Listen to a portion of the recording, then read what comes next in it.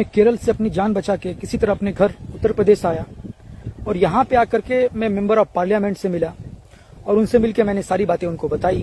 सारी बात समझने के बाद जो मेंबर ऑफ पार्लियामेंट हैं उन्होंने प्रधानमंत्री मोदी को लेटर लिखा। पैरेलली क्या हुआ कि मेरे सोशल मीडिया पे बहुत ज्यादा लड़कियों के मैसेज आने लगे, मेरे व्हाट्सएप नंबर पे भी, और बहुत ज्यादा सेक्सुअली एक्सप्लिसिट थे।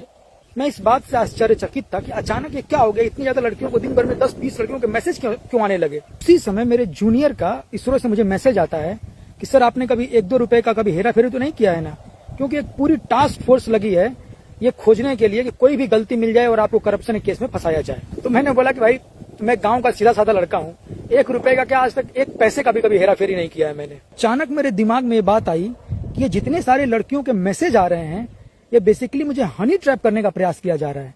और ये हनी ट्रैप कोई फॉरेन मतलब पाकिस्तानी या कोई दूसरे लोग नहीं कर रहे हैं, ये इंडिया के ही लोग मेरे दुश्मन कर रहे हैं कि मुझे फंसाने के लिए। मतलब इन किसी भी लड़कियों का मैं जवाब दूं और मेरे ऊपर तुरंत एक केस फाइल कर दिया जाएगा कि प्रवीण जो है किसी फॉरेन लड़की के साथ डेटा लीक करते हुए पकड़ा गया और मुझे ही देशद्रोही घोषित कर दिया जाएगा।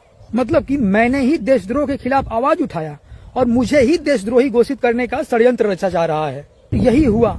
कुछ समय के बाद दैनिक भास्कर में एक न्यूज प्रकाशित होता है कि प्रवीण मौर्य जो इसरो का साइंटिस्ट है वो हनी ट्रैप में पकड़ा गया है और इसरो ने उसे सस्पेंड कर दिया है और इस बात की जांच कर रही है। हालांकि ऐसा कुछ नहीं हुआ है, मतलब मेरे ऊपर कोई हनी ट्रैप का FIR नहीं, कुछ नहीं, बस किसी तरह मतलब कि ये मिस इन्फॉर्मेशन फैलाया जा रहा है कि मुझे ही मेरे कैरेक्टर पे दाग लगा के मुझे ही देशद्रोही घोषित किया जाए। न्यूज में यह लिखा गया है कि इसरो मुझे सस्पेंड करके जांच कर रही है। हालांकि ऐसा कुछ नहीं हुआ, मतलब इसरो ने कभी मुझे जांच किया ही नहीं। मैंने एक RTI फाइल किया यही बात सिद्ध करने के लिए और उस RTI में इसरो ने रिप्लाई दिया है कि वो कोई जांच नहीं कर रही है। मतलब देख रहे हैं कि न्यूज में अलग चीज चल रहा है कि इसरो जांच कर रही है मुझे सस्पेंड करके, और RTI में इसरो जवाब दे रहा है कि कोई जांच नहीं चल रही है। अब पैरेलली क्या हुआ कि मुझे 2 लोग एक लैंडलाइन नंबर से कॉल करने लगे और वो अपने आप को इंटेलिजेंस ब्यूरो का बताते थे।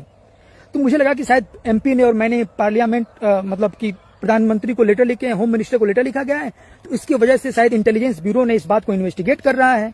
और वो लोग कंटिन्यूअसली मुझसे बात करते थे, सारी बात जानने का प्रयास करते थे, पूरा मैटर जानते थे। तो मुझे इस बात की बहुत खुशी हुई। और जो इंटेलिजेंस ब्यूरो के लोग थे वो लोग मुझे कंप्लीटली कंट्रोल करते थे। वो बोलते थे कि ये काम मत करो, न्यूज मीडिया में मत जाओ, तो यहाँ मत जाओ, ये मत करो, वो मत करो।